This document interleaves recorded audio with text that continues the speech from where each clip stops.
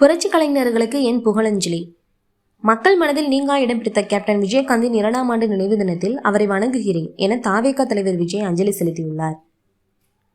இது குறித்து அவர் தனது எக்ஸ் வலைதள பதிவில் கூறியிருப்பதாவது: மக்கள் மனதில் நீங்கா இடம் பிடித்த கேப்டன் விஜயகாந்த் அவர்களின் 2ஆம் ஆண்டு நினைவு தினத்தில் அவரை வணங்குகிறேன்.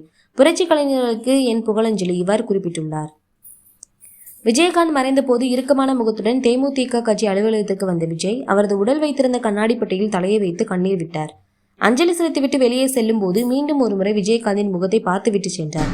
அப்போது விஜய் கட்சி ஆரம்பிக்கவில்லை. 2024ஆம் ஆண்டு பிப்ரவரி மாதம்தான் தமிழக வெற்றி கழகம் எனும் கட்சியை விஜய் தொடங்கினார். அன்று முதல் அரசியலில் விஜயகாந்தின் ரூட்டை விஜய் பின்பற்றுவதாக சொல்லப்படுகிறது. இந்த நிலையில் வரும் சட்டசபை தேர்தலில் தாவேகாவுடன் தேமுதிக கூட்டணி வைக்கும் என எதிர்பார்க்கப்பட்டது.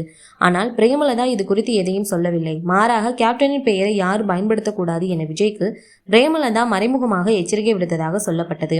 எனவே வரும் தேர்தலில் விஜயின் தலைமையை ஏற்று தேமுதிக கூட்டணி அமைக்குமா இல்லை வேறு கட்சியுடன் கூட்டணி அமைக்குமா என்ற எதிர்பார்ப்பு எழுந்துள்ளது. மறைந்த தேமுதிக தலைவரும் நடிகருமான விஜயகாந்தின் நினைவு நாள் தேமுதிகவினரால் இன்று குருபூஜையாக அனுசரிக்கப்படுகிறது. இந்த விழாவில் கலந்து கொள்வதற்காக முதல்வர் ஸ்டாலின், எதிர்க்கட்சித் தலைவர் எடப்பாடி பழனிசாமி உள்ளிட்டோருக்கு தேமுதிக நேராக சென்று அழைப்பு விடுத்தது.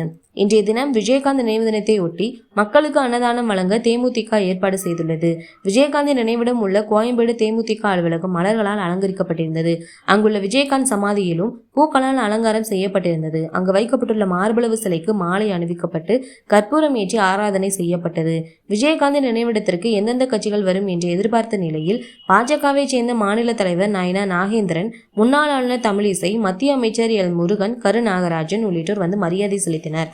அதுபோல் நாம் தமிழர் கட்சியின் தலைமை ஒருங்கிணைப்பாளராக இருக்கக்கூடிய சீமான், காங்கிரஸ் கமிட்டி தலைவர் செல்வ பெருந்தகை, துணை முதல்வர் உதயநிதி ஸ்டாலின், அமைச்சர்கள் மா சுப்பிரமணியம், ஏவா வேலு உள்ளிட்டோர் வருகை தந்து விஜயகாந்த் நினைவிடத்தில் மரியாதை செலுத்தினர்.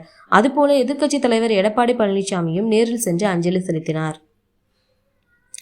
ஓகே ஃப்ரெண்ட்ஸ், இந்த விஷயத்தை பற்றி நீங்கள் என்ன நினைக்கிறீங்க அப்படிங்கிறது மறக்காமல் கமெண்ட்டில் சொல்லிட்டு போயிருங்க. நம்ம சேனல் லைக் பண்ணுங்கள், ஷேர் பண்ணுங்கள், சப்ஸ்கிரைப் பண்ணுங்கள், தொடர்ந்து வாட்ச் பண்ணுங்கள். தேங்க்யூ.